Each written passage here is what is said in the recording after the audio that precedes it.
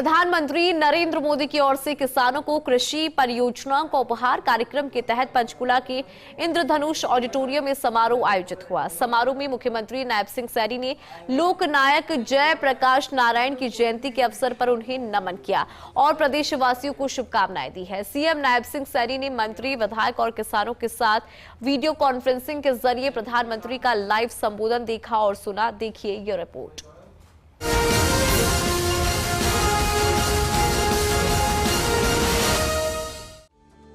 समारोह में मुख्यमंत्री नायब सिंह सैनी ने कहा कि प्रधानमंत्री धन धान्य कृषि योजना और दलहन आत्मनिर्भरता मिशन कृषि को सुदृढ़ और आत्मनिर्भर बनाने सहित किसानों के जीवन को बदलने में महत्वपूर्ण भूमिका निभाएंगी।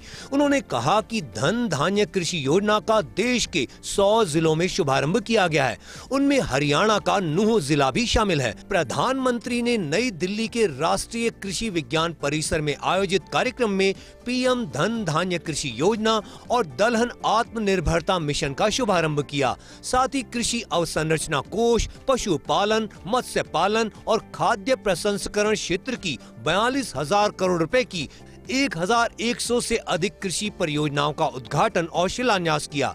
आज देश के यशस्वी प्रधानमंत्री नरेंद्र मोदी जी जो कृषि को सुदृढ़ एवं आत्मनिर्भर बनाने में, किसानों के जीवन को बदलने के लिए जो धन धान्य कृषि योजना है और दलहन आत्मनिर्भर मिशन ये शामिल हैं, जिससे कि हमारा किसान वो आत्मनिर्भर बने, मजबूत बने।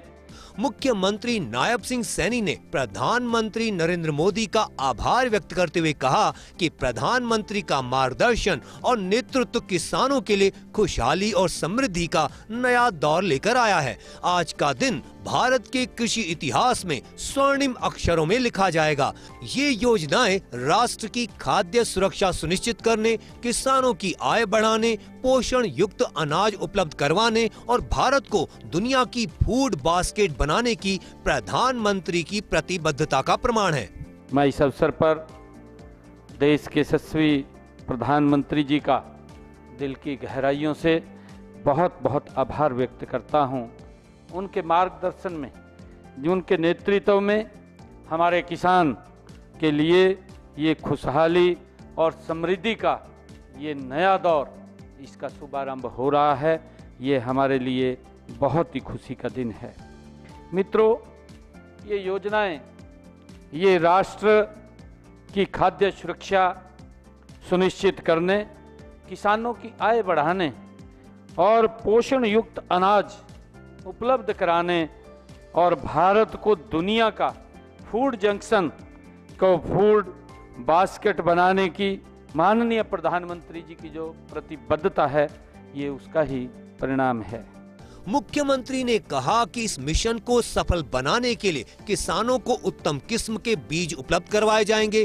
प्रदेश में वर्ष 2019-20 में दलहन के अधीन लगभग 1,95,000 एकड़ क्षेत्र था, जो वर्ष 2024-25 में बढ़कर 2,67,500 एकड़ हो गया। सरकार की ओर से इस क्षेत्र को और बढ़ाने के प्रयास किए जाएंगे। हरियाणा सरकार ने हमेशा अपनी नीतियों और फैसलों के माध्यम से किसान को बीज से बाजार तक हर संभव सहायता उपलब्ध करवाई है।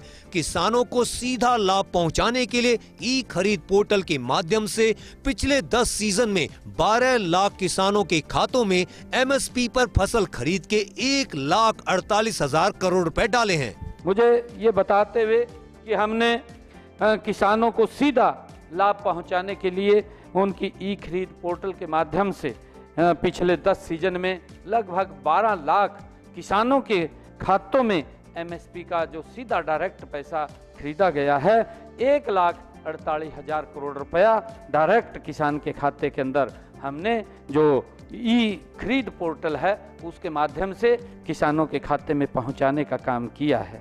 सीएम नायब सिंह सैनी ने कहा कि हरियाणा सरकार ने किसान हित में नकली बीज और कीटनाशकों पर रोक लगाने के लिए कानून बनाया है। इसके अलावा अंग्रेजों के जमाने से चले आ रहे अभियान को जड़ से खत्म किया है। हरियाणा में 24 फसलों की खरीद न्यूनतम समर्थन मूल्य पर की जाती है। सरकार ने सभी खरीफ फसलों के लिए हर किसान को 2000 रुपए प्रति एकड़ की दर से 1345 करोड़ रुपए का बोनस दिया है। प्रधानमंत्री किसान सम्मान निधि योजना के तहत हरियाणा के लगभग 20 लाख किसानों के खातों में 6563 करोड़ रुपए की राशि डाली गई है। फसल खराब होने पर किसानों को मुआवजे और प्रधानमंत्री फसल बीमा योजना के क्लेम के रूप में 15,145 करोड़ रुपए की राशि दी है। इस अवसर पर सीएम ने आह्वान किया कि हम सब मिलकर प्रधानमंत्री के दलहन में आत्मनिर्भरता मिशन को सफल बनाने में अपना योगदान दें। चंडीगढ़ से डॉक्टर थानेश्वर शर्मा की रिपोर्ट।